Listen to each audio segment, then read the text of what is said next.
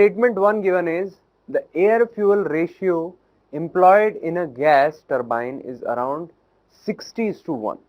Statement 2, a lean mixture of 60:1 in a gas turbine is mainly used for complete combustion. 4 options are given. Statement 1 and statement 2 are correct. Statement 2 is correct explanation. B option is statement 1, 2 are correct. Statement 2 is not correct explanation. C is statement 1 is true, statement 2 is false. D is statement 1 is false, statement 2 is true. We'll see both the statements. Statement number 1 suggests as the air fuel ratio employed in gas turbine is around 60:1. It is correct. We use very lean mixture, we use air in very high quantity. Statement 2, a lean mixture of 60:1 in a gas turbine is mainly used for complete combustion. Now, whenever you find such words, mainly, only, which are having some certain meaning, so whenever you find this term mainly in any statement, you read it twice. A lean mixture of 60:1 in a gas turbine is mainly used for complete combustion. It is incorrect. Why? Because 60:1 mixture, air in 60 and fuel is in 1, ratio is 60:1, is used for controlling the temperature also. In our turbine, we reach here at maximum temperature T3, T1, T2, T4. And here at T3 we reach temperature in 1000 of Kelvin. But our material used for turbine blade is a practical material. It cannot sustain or it cannot withstand after a particular amount of temperature. So usually it is limit given as 1700 Kelvin, 1600 Kelvin, some range is given. So we use usually nickel alloys for our turbine blades, but that too can sustain a temperature limit up to 1600 or 1700 only. After that, some changes, some microstructural changes happens, and this is what we do not want. So the mainly word here is incorrect. So statement 2 will go wrong.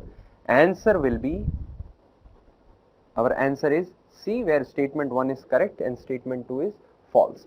Because statement 2 should be a lean mixture of 60:1 in a gas turbine is used for complete combustion. That can be correct. And if we say that statement 2 is a lean mixture of 60:1 in a gas turbine is used to limiting the highest temperature, that can also be correct. But mainly word here is wrong. So answer should be C. If the intake air temperature of an IC engine increases, its efficiency will, option A, remain same, decreases, increases, or remain unpredictable. In this question, it is not given whether the engine is SI or CI engine, so we have to go for a generalized statement. In general, whenever temperature increases, density decreases. It is density of air. And if density of air decreases, the power generation capacity also decreases. Hence, for the same input, the output will be less if intake air temperature is more. It is generalized statement. For SI engine, for CI engine, this phenomena may go differently, but in general, it is the concept by which we can target our answer here. And if work output will decrease, then efficiency will also decrease. So we can go with option B, which suggests efficiency will decrease. So our answer will be B here. If one cylinder of a diesel engine receives more fuel than the others, it is a serious condition for that cylinder and can be checked by, first, judging the seizure of piston, like whether the piston is moving or not. Second, checking incomplete combustion in that cylinder. Third, checking cylinder exhaust temperature with a pyrometer. Now, we can look at each statement again. If one cylinder out of 3 or 4 cylinder, like there is a multi-cylinder diesel engine, in that engine one cylinder is taking more fuel than others, than average. It is a problem, yes. So what can be reason of this problem? First reason what we can understand is the lubricating oil. Lubricating oil is poor, so poor lubrication. Poor lubrication can be a reason. Due to this, piston may choke down. So piston has stopped at certain location or it is not working properly. Due to this, what happens if in one cylinder piston is not working properly, load supply would not be proper. So whatever load is attached to our engine, that load would not be fulfilled, and to fulfill that load criteria, more and more fuel will be taken by the cylinder so that power can be supplied. So statement 1 is correct, that yes, due to poor lubrication, piston may have stopped working, and that should be checked. Now second is checking incomplete combustion in that cylinder. Yes, it may happen, it is directly related. So due to incomplete combustion also, more fuel will be required to develop same amount of power. Third, checking cylinder exhaust temperature with a pyrometer. Correct? Because if statement 2 is correct, then statement 3 should be go right. So statement 2 is correct, we'll put statement 3 again correct. So our answer will be statement 1, 2 and 3 all are correct, which suggests to choose option number D. Consider the following statements with reference to combustion and performance in a 4-stroke petrol engine. First, auto ignition temperature of petrol is as a fuel is higher than that of diesel oil as a fuel. Second, the highest compression ratio of petrol engine is constrained by possibility of detonation. Third, a petrol engine is basically less suitable for supercharging than diesel engine. We have to select the correct statements. The first statement suggests the petrol engine is having self-ignition temperature higher than that of diesel. As we know, petrol is spark ignited engine and diesel is compression ignited, or it is self-ignited. Self-ignition happens. In petrol, we are using spark plug just because the self-ignition temperature is high. Self-ignition temperature is high. That is why we are using spark ignition process in petrol engine. So second, the highest compression ratio of petrol engine is constrained by possibility of detonation. Yes, it is correct. The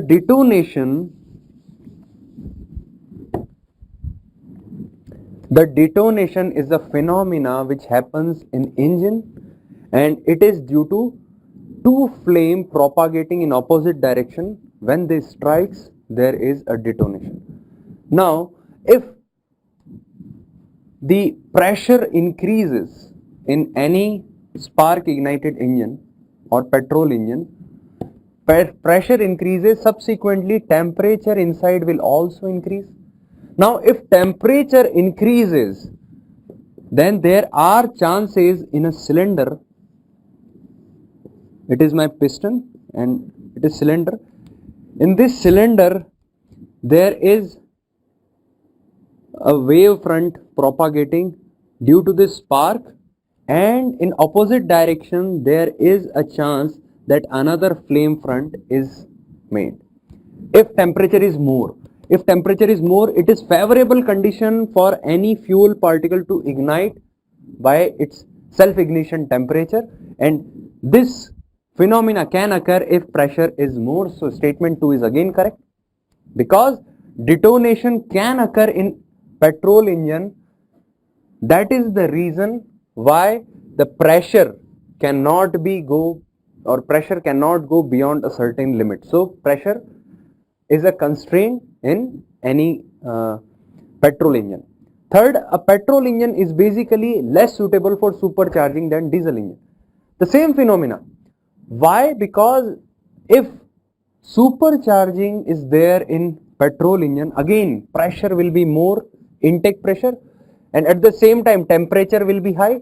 If these two phenomena are there, detonation chances are there. So again limitation by detonation or knocking. Statement 3 is again correct. So for our question, statement 1, 2 and 3 all are correct. Answer should be option number D. A 4-stroke single cylinder SI engine of 6 cm diameter and 10 cm stroke running at 4000 rpm develops power at a mean effective pressure of 10 bar. The mean pressure is given 10 bar. The power developed by the engine is, for any engine, such power is known as indicated power, and that power can be written as pressure mean pressure multiplied by swept volume, and swept volume per unit time. So power will be equal to pressure. Pressure is given as 10 into 10 power 5 Pascal, or bar, in bar it is given. Vs, for Vs we have area with us. Now with that area, if I multiply length, so it will be volume, swept volume. Now with this volume, I want to find in one per unit time how much time this volume is being utilized. So this volume is utilized for 4000 rpm. That means in 1 minute 4000 times the piston moves. It is in minutes, so I can convert it into seconds. So 4000 by 60 revolution or cycles per second. Since the engine is 4-stroke engine, and in 4-stroke engine we have a phenomena that in 2 cycles there is 1 power stroke. So for this much cycles, only half of the time there will be power stroke. So power developed will be in half of this cycle only. So this is my final term for power, and that is indicated power. So power or indicated power will be equal to 10 into 10 power 5 into, for area, pi by 4, diameter is given. Diameter is 6 centimeter, so I can write it as 0.06 square, into length. Length is given 10 centimeter, so I can write it as 0.1.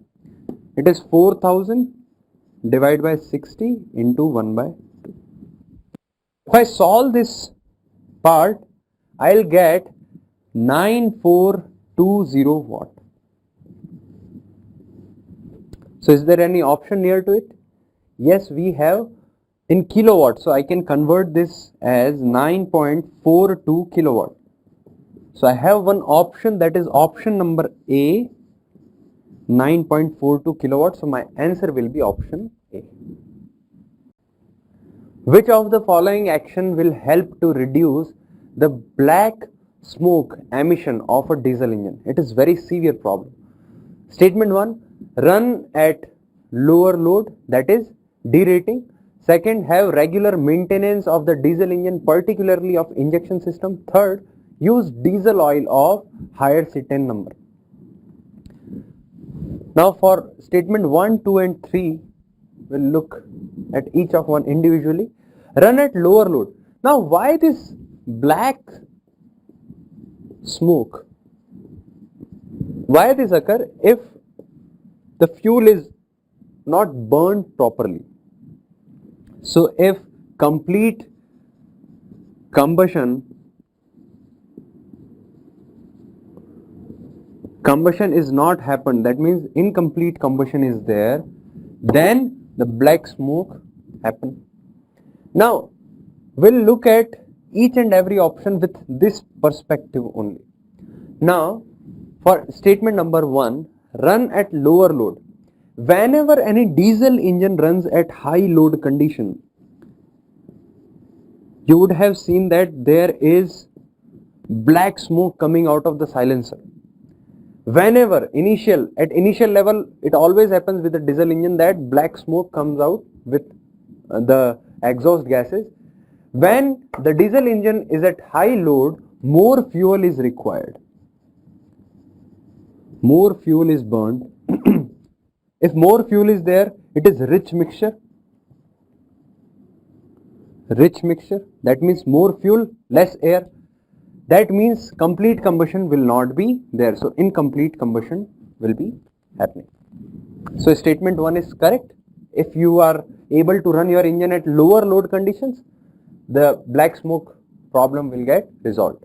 Second is have regular maintenance of diesel engine, particularly the injection system. Yes, especially injection system. Why? Because injection system is the one which is dealing with this mass of fuel entering. If there is any mismatch to the stoichiometric mass ratio, mass of air and mass of fuel ratio, if it is disturbed, then there are chances of black smoke. So statement 2 again correct. Statement 3, use diesel oil, that is diesel fuel of higher C10 number. It is always preferable. Higher C10 number diesel fuel is always preferred for diesel engine. It will lead to lower the knocking as well as the engine will work with better efficiency. So higher C10 number fuels are always welcome. So option 1, 2 and statement 1, 2, 3 all are correct. The option should be option D, 1, 2 and 3. In IC engine, first, the ideal air capacity of two-stroke engine is the mass of air required to concurrently fill total cylinder volume at inlet temperature and exhaust pressure. Statement 1. Statement 2 is given, with increase in air-fuel ratio beyond the value for maximum power, there is fall in power developed, and this fall is more with higher values of air-fuel ratio. Third, the volumetric efficiency of engine depends on design of intake and exhaust manifold. So statement 1, 2 and 3 are given. Statement 1 is not correct, since this is not how the air capacity is defined for two-stroke engine. In this, total cylinder volume is explained, but it is not how the total air capacity is calculated. Statement 2, with increase in air fuel ratio beyond value of maximum power, there is fall in power developed, and this fall is more with higher values of air fuel ratio. It is correct. How we can define this? Let us say I am having some air fuel ratio, it is standard. Standard air fuel ratio is with me. And for this particular air fuel ratio, if I am having efficiency 1, let us say it is efficiency 1. Now if I increase amount of fuel, that means if fuel increases, power will increase. That is what we can say. The power delivered can be increased with more fuel. Why? Because with more fuel in the system, there will be high heat generation, and that can give you more power. But at the same time, efficiency will get decreased because some of the fuel will be unburned, because unburned fuel will be there. Due to the problem of unburned fuel, efficiency will be lower. Now if I increase air, that means I am increasing this air fuel ratio. If I am increasing air, then again power will decrease or power will get reduced, load will get reduced. At the same time, efficiency may also get reduced because in my cylinder there will be some air which was unused. So unused air was inside the cylinder. That means it was occupying the volume which can be utilized for fuel and air which can go for burning. So there is some unused air inside the engine. That means lean mixture is not preferable, more rich mixture is not preferable. For efficiency to be maximum, there is a standard mixture which is called stoichiometric mixture. So that amount is required in any system or any engine.